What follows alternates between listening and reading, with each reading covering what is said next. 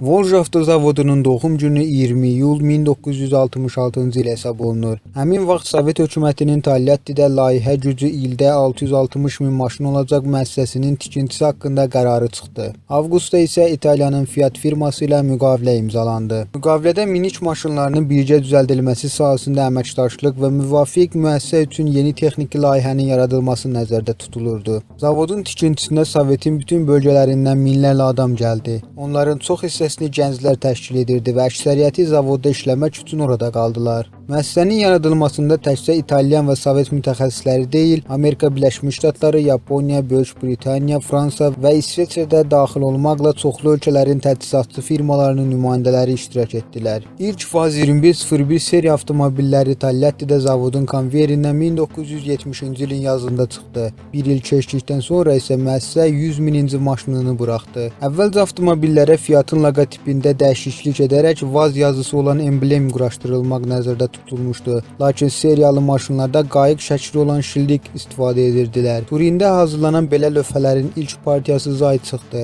İtalyanlar hərfləri səhv saldılar və Tolyatti sözündə ya hərfinin yerinə R hərfi yazıldı. Avtovazın ilk modeli üçün donor 1967-ci ildə ilin Avropa avtomobili titulunun sahibi Fiat 124 oldu. Lakin Sovet mühəndislərinin keçirdiyi sınaq göstərdi ki, sedan Sovet yollarında getməyə yaramır. Nəticədə aşağı vallı motor yuxarı vallıya dəyişdirildi, klerens çoxaldıldı, ilişmə gücləndirildi, arxa diskli əyləcilər isə daha uzun ömürlü barabanla əvəz edildi. Maşın konstruksiyasında 800-dən çox dəyişiklik edildi. Belə söz gəzir, İtalyan konserninin rəhbərlərindən biri bu qədər dəyişiklik haqqında biləndə demişdi ki, ruslar normal yol çəkməyi öyrənsəydilər daha asan başa gələrdi. 1970-ci ildən 1988-ci ilə qədər Tolyattidə 4.850.000 VAZ-2101 yığıldı. Modeli həyat siklinin əvvəlində ruslar hörmət əlaməti olaraq Yedinçik adlandırırdılar. Daha uyğun Kopeyka ləqəbi isə 80-cı illərin ortalarında sedana verildi. Həmin vaxt VAZ-2101 artıq köhnəlmişdi və dəbdəbə hesab edilmirdi.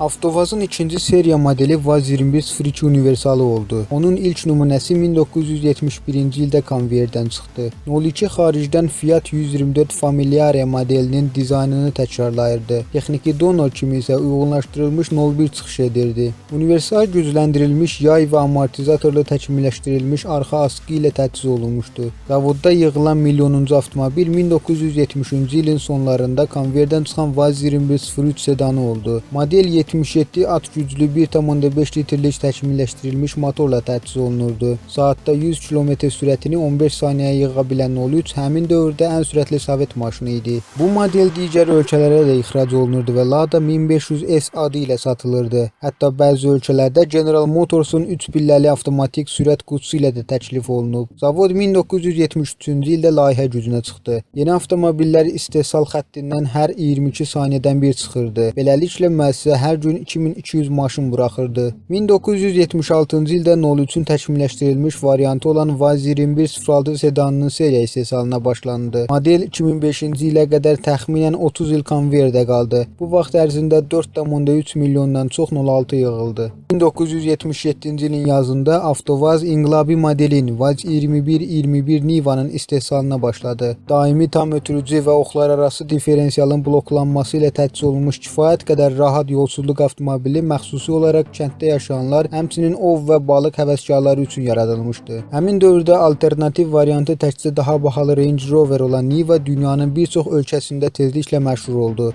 Təxminən yarım milyon maşın ixrac olunmuşdu. Modelin sükanı sağda olan modifikasiyası Böyük Britaniya və hətta Yaponiyada da satılırdı. Niva müxtəlif vaxtlarda Paris-Dakar rallisində iştirak edib, hündürlüyü 5000 metrdən çox olan Everest zirvəsi altında baza düşərgəsinə qalxıb, şimal qütbünə gedib və Antarktidada olan Sovet Arktik stansiyasında xidmət edib. Niva dünya avtomobil tarixində ən çox yaşayan modellərdən biri hesab edilir və Avtovaz maşını Lada 4x4 adı ilə hələ də buraxır. 1984-cü ilin sonunda Avtovaz prinsipcə yeni sayılan daha bir modelin istehsalına başladı. VAZ-2108. 08 Avtovazın Fiat 124 ilə heç bir texniki əlaqəsi olmayan ilk avtomobili oldu. Bundan əlavə model Sovetin ilk ön ötürücülü hatchback hesab edilir. 18-in işlənilməsinə Fiatın mütəxəssislərini cəlb etmək istəyirdilər, lakin İtalyanlar ön ötürücülü hatchbacki potensial təhlükəli rəqib hesab edərək zavodla əməkdaşlıq etməkdən qəti imtina etdilər. Texniki məsləhətçi qismində tamamilə fərqli qiymət kateqoriyasında avtomobil istehsal edən və alıcılarını itirməkdən qorxmayan Porsche çıxış etməyə razılıq verdi.